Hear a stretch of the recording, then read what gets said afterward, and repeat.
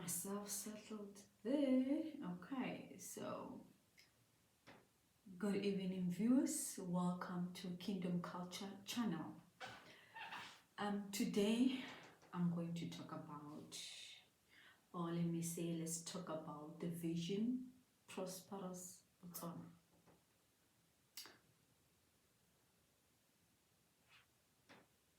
Prosperous Botswana. So, let's rebuild our society, our social structures towards prosperity of Botswana. You know, it's one thing to cast a vision, and it's another thing to bring that vision to come to pass. It may seem far-fetched, but every vision is possible. Every dream is possible. Over the years, as I've been doing, just studying on different elements, different structures, I realize what it really takes, what it takes for a vision to come to pass. What we need to do is to push for community ownership for the vision. We need individual to take ownership of the vision. As you can see right behind me, you can see posters on the vision, Prosperous Botswana, and there are goals and strategies. Okay, yeah. So what we can actually do to bring this dream into reality. Yeah. So yeah, I mentioned social structures because I feel that there is a gap there, and if we can focus our resources and our minds in those areas or in that area, so we can really make we can add on to efforts that are being made to move the economy of the nation forward. Also, what I've noticed is we need to heal as a nation. Yeah, not only from the pandemic, but coming to terms with in a family structure, so in a family structure as individuals, so I'll be going into those areas taking them one by one. Okay. And also we need to strengthen efforts towards human resource development in order to advance the economy forward. Yeah, so that's what I strongly believe we need to do as a nation. And so at the end of the day, the message that I want whoever will be watching this video is to really take ownership of the vision. That's all that it takes. Just like in an organization, a human organization, we can be talking about a company, and it has its own vision, what you call organizational culture. So it's not the CEO or the director of that company that's going to bring the vision to pass, but it's actually the employees, the people who are working in that organization that are going to bring the vision to pass. So we need ownership, community ownership. I can't really stress enough on that one, because when everyone takes the responsibility and the accountability for that vision, surely it can come to pass. Okay, so that's what I strongly believe we need to do as a nation, as an individual, especially taking it from the community level, the society level, that everyone needs to own this vision. Okay, so just to push that forward and towards prosperity of Botswana, I looked at the strategies that we can actually employ. One of the things that we need to look into is to restore the family structure, the family structures, our family structures are fragmented.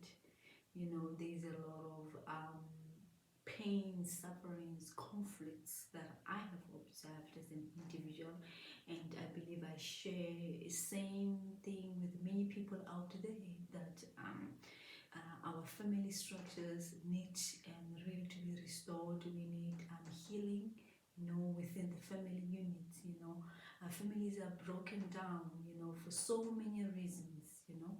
But you know, family is the first institution for human resource, you know, for human resource development. You know, that's where it all begins. You know, those who are leaders right now, or whatever, you know, whatever organization they may be in, it all started, they were groomed from the family, and you are where you are because of the family that you are raised in. So that's how powerful the family is, and I believe though that's one of the area that we really need to tackle, you know, healing the family unit, you know.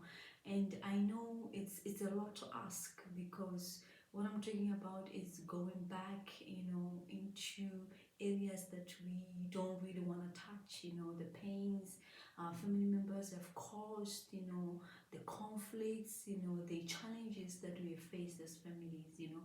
But in order to move forward, you know, we need to have that healing, you know, allowing the healing to come, allowing forgivenesses to come, you know, so that we can actually move the economy, for the sake of moving the economy forward, you know. Is what we call a corporate blessing, you know, where there is unity, a blessing flows, you know.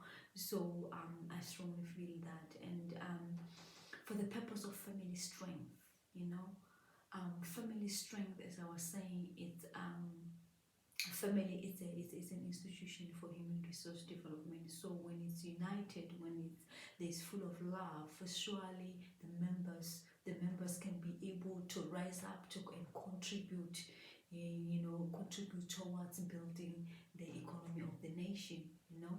And yeah, so that's what I really feel we need to do, you know. So as a family, the family fights for its members. We need to fight for each other, okay. We need to fight for each other as a family, you know. We need to cover each other's weakness as family. We need to uplift each other as a family, you know. It's a good thing when a member of a family rises above or goes higher, but then it's another thing to leave a sibling behind struggling, you know. So what needs to happen is we need to lower our wings down and actually carry that member of the family up higher with them, with us, you know. So we need to lift one another to higher heights, you know. Families, they build the name of the family. It has to hold, you know. It has to be strong within the society, or within the community. So that will take unity and cooperation, and just working together as a unit, you know. And the other thing is total, you know, more efforts, or strengthen more efforts in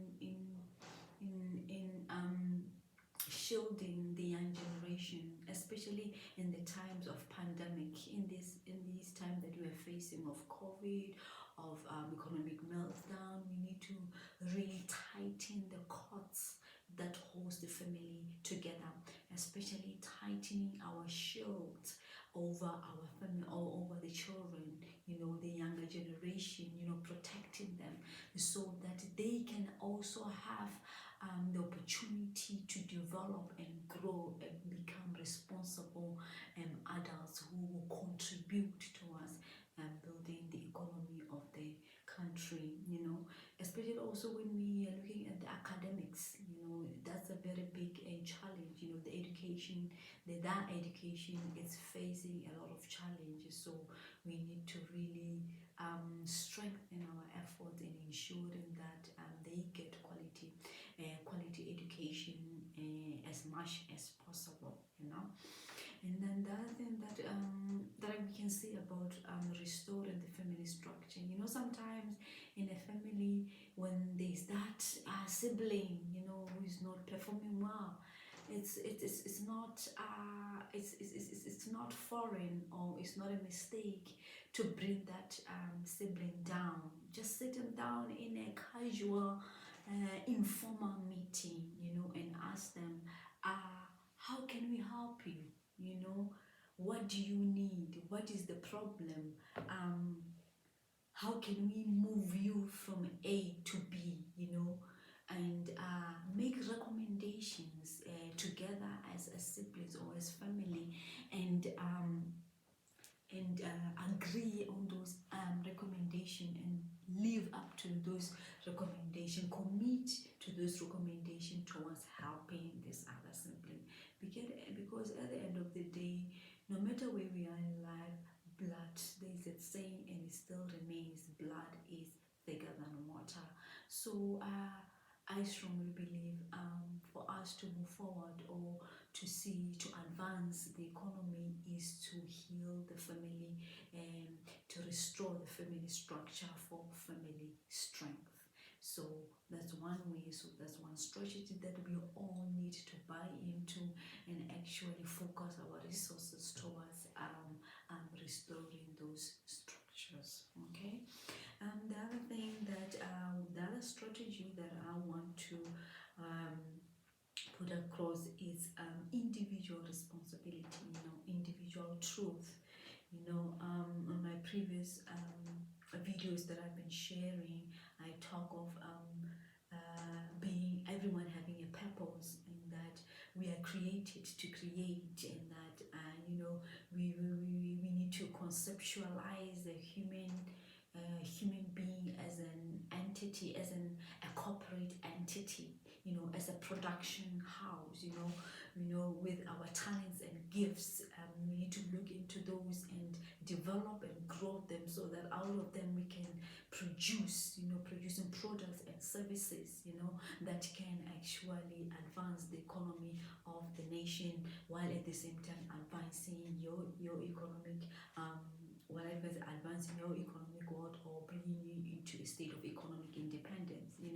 As individual, we need to come into what our term is, begin to diversify, economic diversification, because we are so talented, we are so intelligent.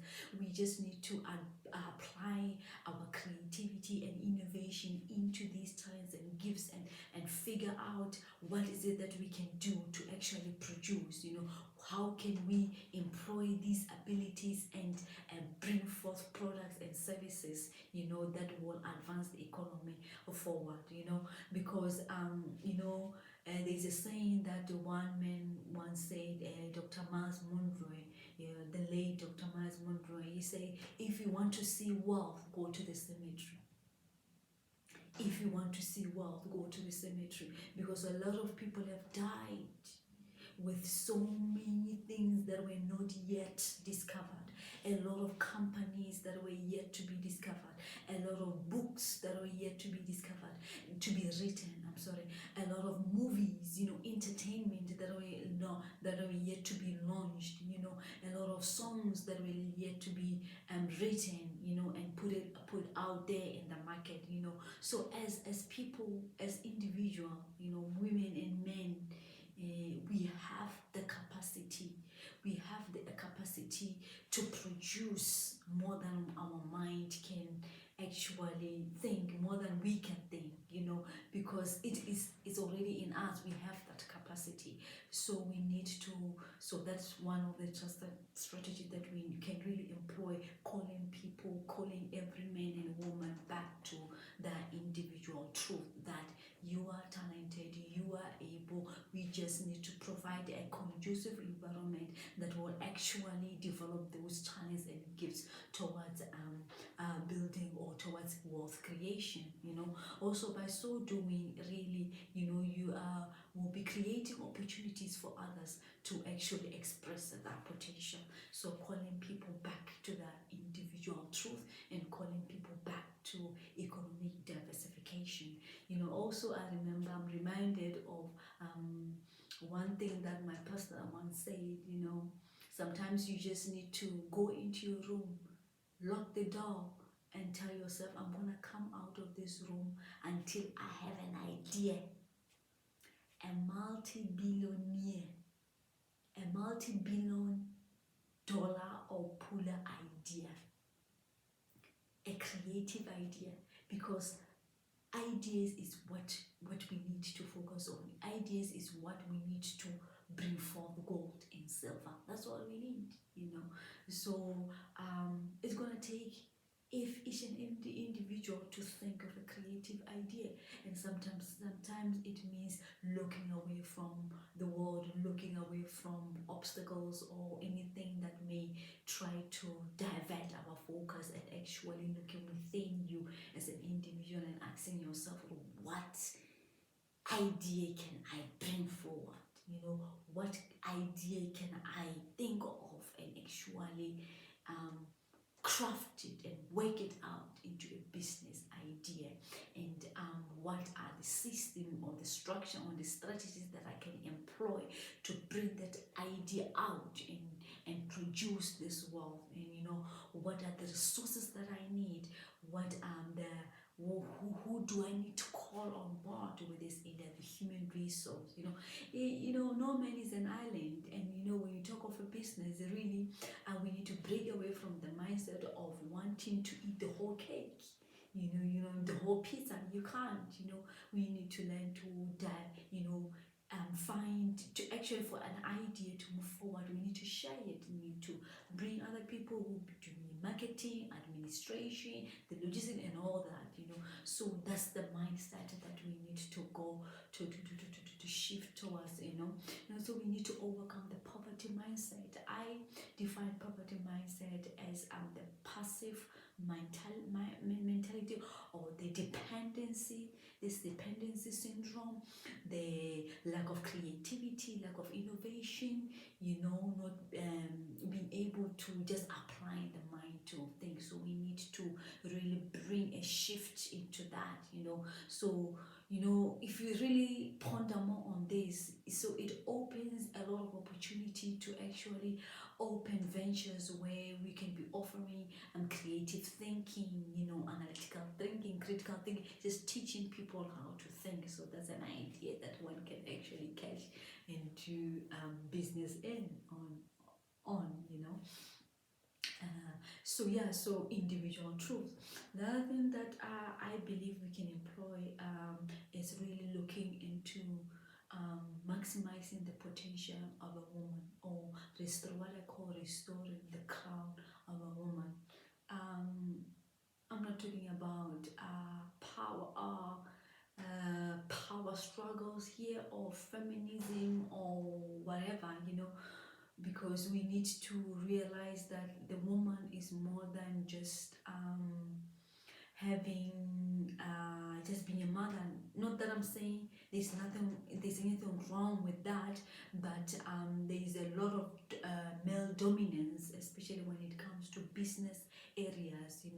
When it comes to occupying higher positions, directors, CEOs, there's a lot of dominance of the male of males. So I believe the ability of a woman has not been fully realized, or it has not been fully tapped into.